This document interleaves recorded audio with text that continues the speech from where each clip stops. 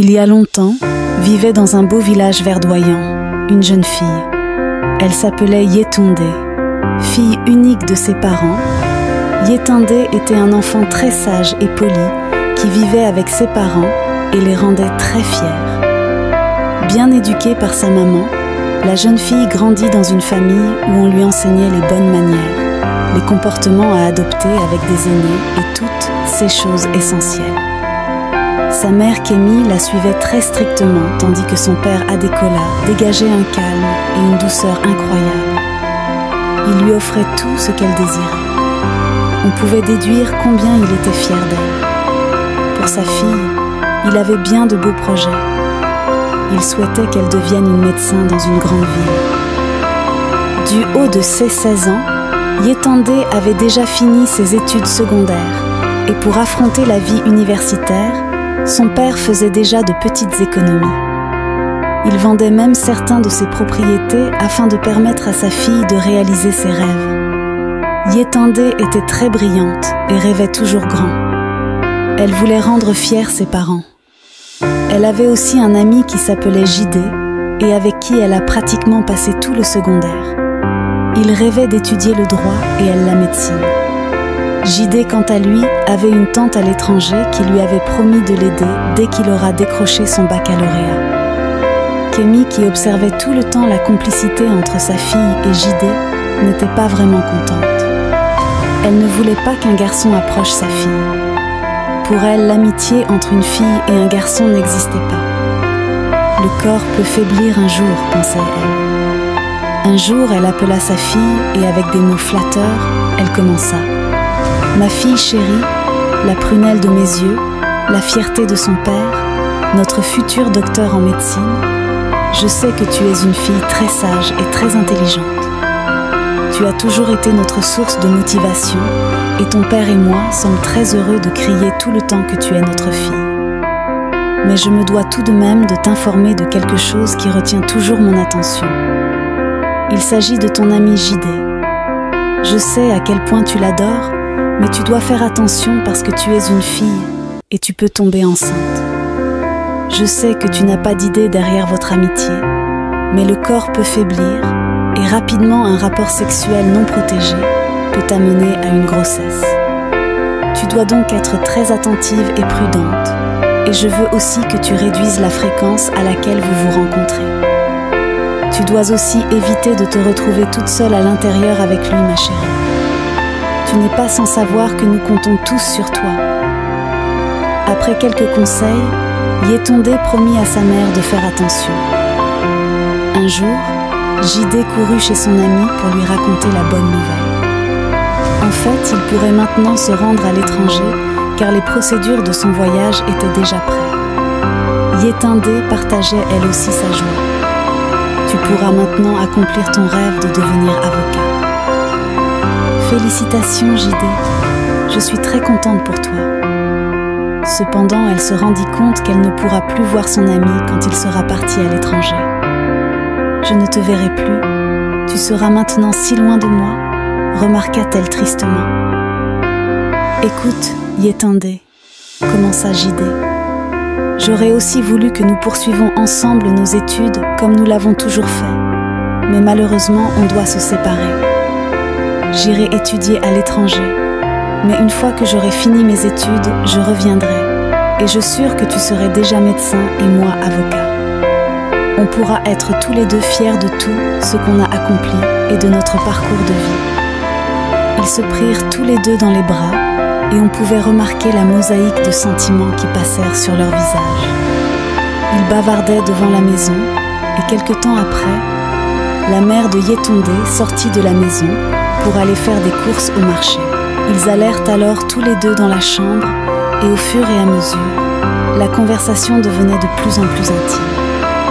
Ils finirent par s'embrasser tous les deux, et emportés par leurs émotions, ils finirent par échanger leur corps, leurs esprits, et leurs âmes. Le moment tant attendu était enfin arrivé. Jidé s'en allait pour très longtemps. La jeune fille était très malheureuse et les adieux furent très douloureux. Elle était très proche de Jidé, qu'elle ne s'était même jamais imaginé vivre sans lui. C'était tout nouveau pour elle. Des jours étaient passés depuis le départ de Jidé, mais Yetunde ne semblait pas s'en remettre. Elle n'avait plus cette joie de vivre, et Kémi qui l'observait la voyait toujours déprimée. Elle était soulagée de savoir que Jidé était parti parce qu'elle se doutait qu'il n'y avait pas que de l'amitié entre eux. Elle voyait bien que sa fille tombait petitement amoureuse, et maintenant qu'il est parti, elle pourrait s'en remettre avec le temps. Les heures, les jours, les semaines passaient, mais Yetunde était toujours aussi déprimée. La situation ne semblait pas s'arranger, au contraire. Elle ne mangeait même plus et avait perdu tout appétit. Sa mère trouvait vraiment très inquiétant l'état de sa fille et décida de lui faire oublier et briser les liens avec Jidé. Elle se rendit dans sa chambre et la trouva dans un état inhabituel. Elle tremblait presque sous sa couverture. Elle avait le corps tout chaud. Prise de peur, Kémi se prépara rapidement et la conduisit à l'hôpital. Le père de Yetunde n'était pas à la maison. Il était sorti très tôt ce matin pour ses occupations. Après quelques analyses et opérations, le médecin finit par affirmer « Votre fille n'a rien de grave. Elle est juste très fatiguée, ce qui est très normal d'ailleurs pour son état. » Kémi, qui ne saisissait pas vraiment ce que disait le médecin, lui demanda « Pouvez-vous m'expliquer davantage s'il vous plaît ?» Le médecin lui répondit alors « Votre fille présente les symptômes d'un début de grossesse, donc ne vous inquiétez pas, il n'y a rien de grave. » Cette fois, c'était clair dans sa tête. Son cœur se mit à battre très fort dans sa poitrine. Yetunde, quant à elle, pleurait déjà à chaudes larmes. Kémi ne croyait toujours pas en la véracité des mots du médecin. Elle amena à nouveau sa fille dans un autre centre de santé. Les résultats furent les mêmes. Sa fille chérie était vraiment enceinte. Elle avait mangé le fruit de l'arbre défendu. Sans mots, elles rentrèrent calmement chez elle, Yetunde toujours en larmes. Kémi était dépassée, elle ne savait plus quoi faire ni où se mettre. Elle déposa sur la table le carnet, et Yetunde, maintenant agenouillée dans un coin du salon, pleurait à chaudes larmes. Adekola rentra à la maison tout excité et en bonne humeur. Il avait une merveilleuse nouvelle à annoncer à sa princesse. Elle pourra maintenant continuer ses études en médecine comme elle l'avait toujours souhaité, car sa demande d'admission à l'université a été acceptée avec succès. Dès qu'il rentre, toute sa joie disparut. Il pouvait voir sa femme triste et Yetunde à genoux qui pleurait. Il demanda alors « Qu'avez-vous toutes? Pleurez-vous la mort de quelqu'un ?» Kémi n'avait plus de force. Elle ne réussit à dire aucun mot. À la place, elle désigna le carnet sur la table et son mari le saisit curieux de savoir ce qui les tracassait. Il ouvrit le carnet et lut ce qui était écrit. Dès qu'il lut positif, il jeta le carnet, cria « Mais bon sang, qui peut m'expliquer ce que ça veut dire ce positif ?» Kémi parvient enfin à sortir quelques mots. « Yetunde est enceinte », affirma-t-elle.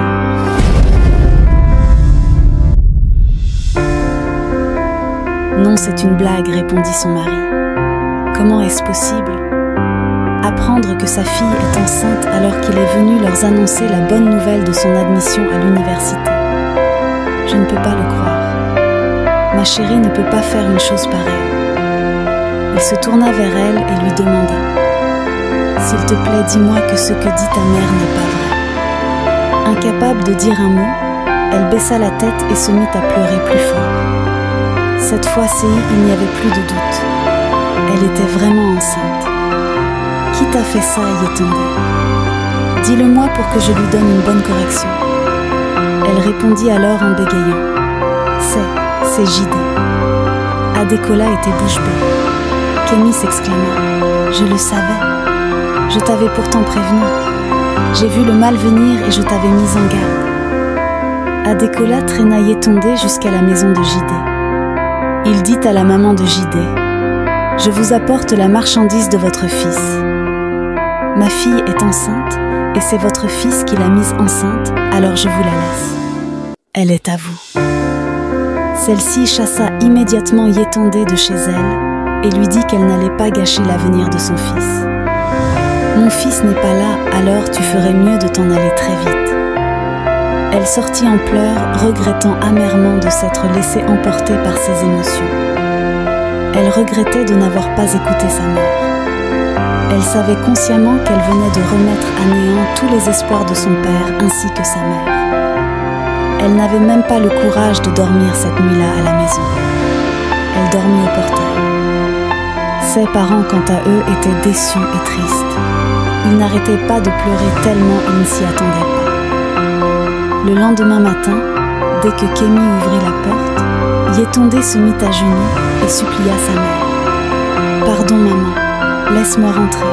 Je suis vraiment désolée. Je sais que je vous ai déçue, mais je suis ta fille, ne m'abandonne pas s'il te plaît. » Après tout, c'était sa fille, et elle ne pouvait pas la jeter. C'est déjà fait, et il a plus de retour en arrière maintenant. Elle avait pitié d'elle, et décida de supplier son mari de la laisser entrer. Elle s'agenouilla devant lui, et lui demanda de lui laisser une seconde chance. Adékola était brisé et triste. Il n'arrivait pas à croire que tous les plans qu'il avait faits venaient de tomber aussi facilement à l'eau à cause d'une erreur aussi stupide que Yétondé avait commise.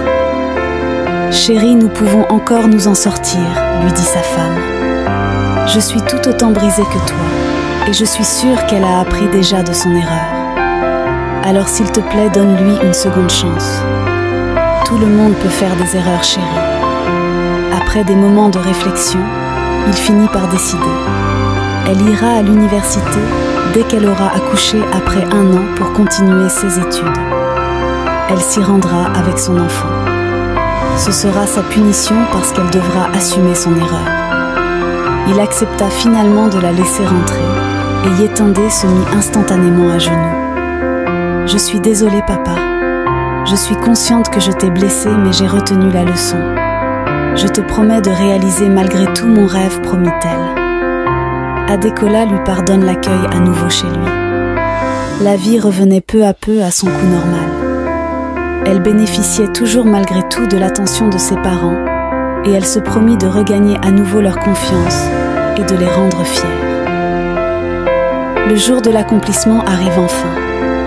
Elle fut amenée à l'hôpital par ses parents et à cause de son jeune âge, elle eut beaucoup de difficultés à accoucher. Elle finit malheureusement par y succomber. Ses parents étaient inconsolables.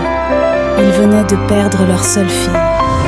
Cette fois, Seyi Adékola pouvait dire à jamais adieu à son projet pour sa fille. Tout s'écroulait devant lui. La mort venait de l'emporter. Kémy était inconsolable. Elle savait au fond d'elle que sa fille allait réaliser leurs rêves comme elle leur avait promis. Mais maintenant, elle n'est plus là. Elle s'efforçait de rester forte pour sa petite fille, mais c'était plus fort qu'elle. Tout ça, c'est la faute de cet enfant, se disait intérieurement Adékola. Cet enfant est la cause de tout ce qui nous arrive aujourd'hui. C'est à cause de lui que ma fille n'est plus. Il se dirigea dans la chambre du bébé en colère. Kémy, qui était dans la cuisine, entendit des bruits dans la chambre et immédiatement elle y entra. Elle découvrit alors son mari qui regardait de manière suicidaire la petite fille. Elle la regardait dire « Pourquoi n'es-tu pas morte à la place de ma fille ?» Kémy comprit à ce moment-là qu'elle devrait faire quelque chose, sinon son mari aussi désemparé et à moitié fou pouvait tuer la pauvre fille. Elle se précipita alors vers le bébé qui criait déjà et la réconforta dans ses bras. Elle savait que Adékola détestait déjà sa petite fille puisqu'il avait même refusé de la toucher. Elle comprenait aussi d'un côté son mari parce que c'est la venue de ce bébé qui a provoqué la mort de sa fille chérie. Elle savait maintenant ce qui l'attendait. Elle devait protéger le bébé de son mari jusqu'à ce qu'il soit plus raisonnable. Mais au fil du temps, les choses continuaient de s'empirer. Son mari trouva refuge dans l'alcool et buvait tout le temps. La mort de sa fille l'a complètement changé et il est devenu une personne totalement différente. Il rentrait tous les soirs ivre et puant l'alcool. Il avait perdu le goût de la vie. Kémy, quand elle voyait ce bébé qu'elle a nommé Enito, elle ne pensait qu'à sa fille décédée. Elle se consolait en disant que c'était une partie de Yétondé, et donc ce n'était pas très différent. Elle s'occupait très bien et irréprochablement de sa petite fille. Elle la défendait toujours et la protégeait de la méchanceté et de l'excessivité de son mari. Des jours, des semaines, des mois, des années étaient maintenant passés. Enito avait maintenant beaucoup grandi. Adekola et Kemi également avaient pris de l'âge. Enito avait maintenant 10 ans, mais Adekola n'avait toujours pas changé envers elle. Il manifestait à son égard de la pure méchanceté. Chaque fois que Enito voulait jouer avec lui ou l'appelait grand-père, il lui donnait des gifles et l'insultait. Il lui interdisait même de l'appeler ainsi. Il ne voulait rien entendre d'elle. La petite fille, très triste, ne comprenait pas pourquoi son grand-père agissait de la sorte avec elle malgré tous ses efforts. Pourquoi ne m'aime-t-il pas? J'ai fait quelque chose qu'il ne fallait pas? Demandait-elle tout le temps à sa grand-mère. Kemi compatissait à sa douleur.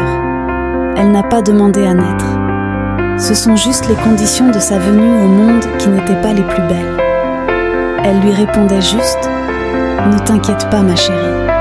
Ce sont juste des problèmes personnels et bientôt tu verras qu'il reviendra à la raison et à de meilleurs sentiments. » Adekola, totalement transportée par l'alcool, n'assumait même plus son devoir d'homme et ses responsabilités.